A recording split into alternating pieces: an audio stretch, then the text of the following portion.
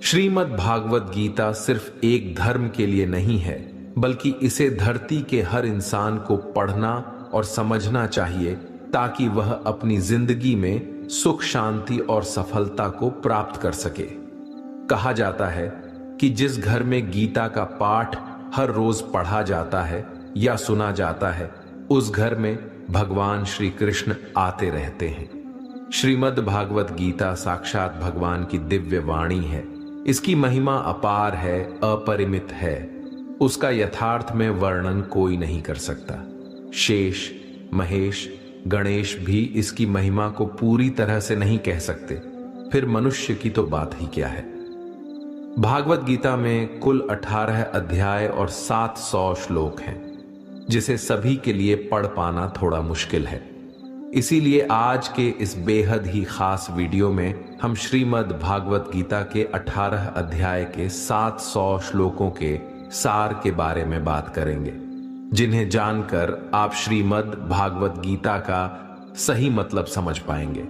इसलिए इन विचारों को आप हर रोज रात में सोने से पहले जरूर सुनें। तो चलिए जानते हैं भागवत गीता के 700 श्लोकों के सार के बारे में।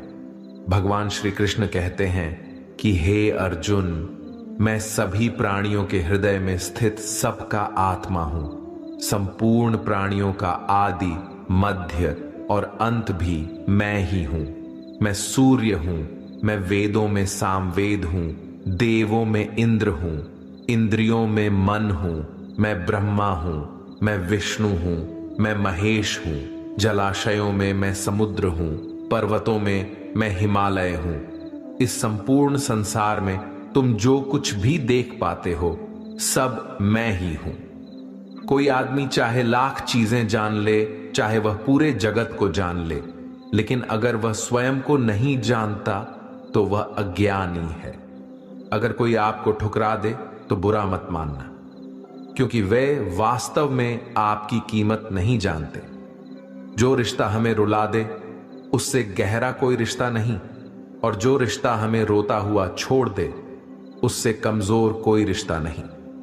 हमेशा शांत रहें, इससे आपके जीवन में खुद को बहुत मजबूत पाएंगे, क्योंकि लोहा ठंडा होने पर ही मजबूत होता है, पर गर्म होने पर तो उसे किसी भी आकार में ढाला जा सकता है।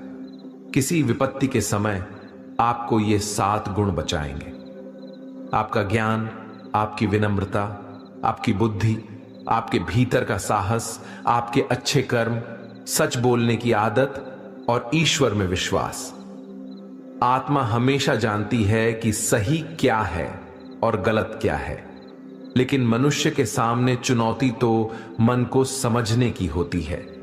मुश्किल समय में व्यक्ति अकेला हो जाता है, लेकिन मुश्किलों की वजह से वही व्यक्ति मजबूत हो जाता है। जो आपको सम्मान दे उसी को सम्मान दीजिए। हैसियत देखकर सर झुकाना कायरता का लक्षण है। हे अर्जुन, जो न कभी हर्षित होता है, न किसी से द्वेष करता है, न शोक करता है, न कामना करता है, जो शुभ और अशुभ संपूर्ण कर्मों का त्यागी है, वह ज्ञानी मनुष्य मुझको अति प्रिय है। मुझे पाने के 3 तरीके हैं: ध्यान योग, ज्ञान योग और कर्म योग, और इन सब में कर्मयोग सबसे प्रधान है। किसी पर विश्वास करना हो तो उनकी बातों पर नहीं, उनकी हरकतों पर ध्यान दो। गुस्से के वक्त थोड़ा रुक जाने से और गलती के वक्त थोड़ा झुक जाने से जिंदगी और भी आसान हो जाती है। भगवान श्री कृष्ण कहते हैं, जो मनुष्य मुझे जान लेता है वह जन्म मरण के बंधनों से मुक्त हो जाता है। जो मनुष्य भगवत गीता को पढ़कर उस पर अमल करता है, उसके सारे दुष्कर्मों का प्रभाव समाप्त हो जाता है। जो भाग्य में है वह भाग कर आएगा, और जो भाग्य में नहीं है वह आकर भी भाग जाएगा। जैसे हवा के झोंके नाव को भटका देते हैं, वैसे ही मनुष्य की इच्छाएं बुद्धि को भटका देती हैं।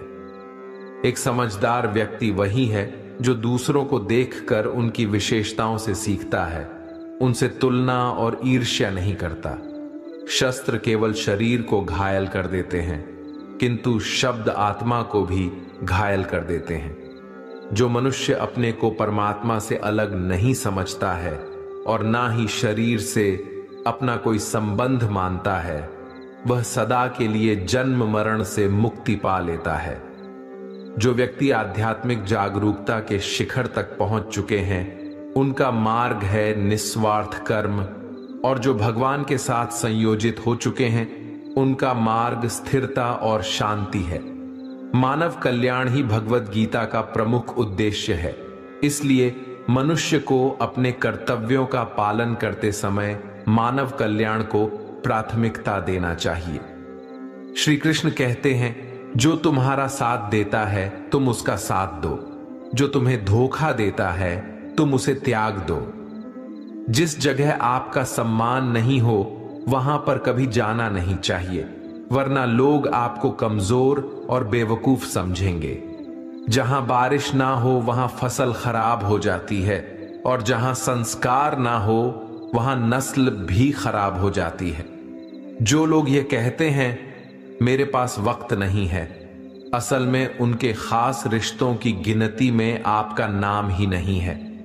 हे अर्जुन, वह जो वास्तविकता में मेरे उत्कृष्ट जन्म और गतिविधियों को समझता है, वह शरीर त्यागने के बाद पुनः जन्म नहीं लेता और मेरे परम धाम को प्राप्त होता है।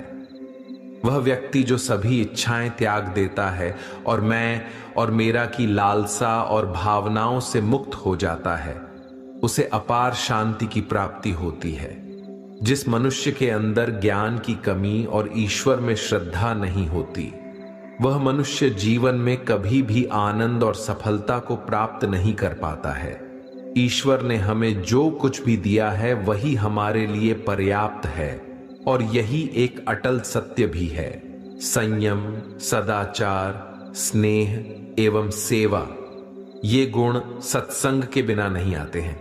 ईश्वर से किए गए प्रार्थना से इंसान की परिस्थिति या तकदीर बदले या ना बदले, पर उस प्रार्थना से इंसान के चरित्र में जरूर बदलाव आता है।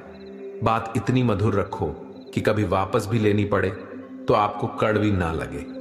खुद में थोड़ा स्वाभिमान होना जरूरी है, वरना लोग आपको वहां भी दबाने की कोशिश करेंगे जहां आपका अधिकार है। कोई एक महापुरुष ही आत्मा को आश्चर्य की भांति देखता है, वैसा ही दूसरा कोई महापुरुष ही इसके तत्व का आश्चर्य की भांति वर्णन करता है, तथा दूसरा कोई अधिकारी पुरुष ही इसे आश्चर्य की भांति सुनता है, और कोई तो सुनकर भी इसको नहीं जानता है।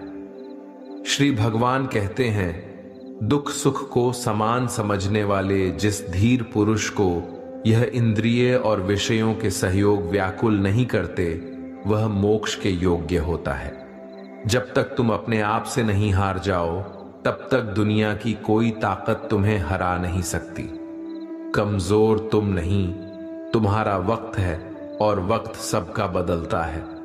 तुम बस अपना कर्म करते जाओ। जिसने कभी संकट नहीं देखा, उसे अपनी ताकत का कभी एहसास नहीं होगा। जो दूसरों की तकलीफों को समझते हैं, जिनमें दया है, जो दिल से अच्छे हैं, उन्हें दोबारा जन्म नहीं लेना पड़ता। किसी को कुछ देकर घमंड मत कर, क्या पता तू दे रहा है या पिछले जन्म का कर्ज चुका रहा है। घमंडी मनुष्य का वंश, वैभव और प्रतिष्ठा तीनों ही चले जाते हैं। विश्वास ना हो तो रावण, कौरव और कंस को देख लो। चुप रहने से बड़ा कोई जवाब नहीं, और माफ कर देने से बड़ी कोई सजा नहीं। जिस मनुष्य के पास सब्र की ताकत है, उस मनुष्य की ताकत का कोई मुकाबला नहीं कर सकता। हमारी व्यर्थ की चिंता और मन का भय एक ऐसा रोग होता है जिससे हमारी आत्मीय शक्ति बिखर जाती है। मनुष्य को जीवन की चुनौतियों से भागना नहीं चाहिए, और ना ही भाग्य और ईश्वर की इच्छा जैसे बहानों का प्रयोग करना चाहिए। यज्ञ से बचे हुए अन्न को खाने वाले श्रेष्ठ पुरुष सब पापों से मुक्त हो जाते हैं, और जो पापी लोग अपना शरीर पोषण करने के लिए ही अन्न पकाते हैं, वे तो पाप को ही खाते हैं।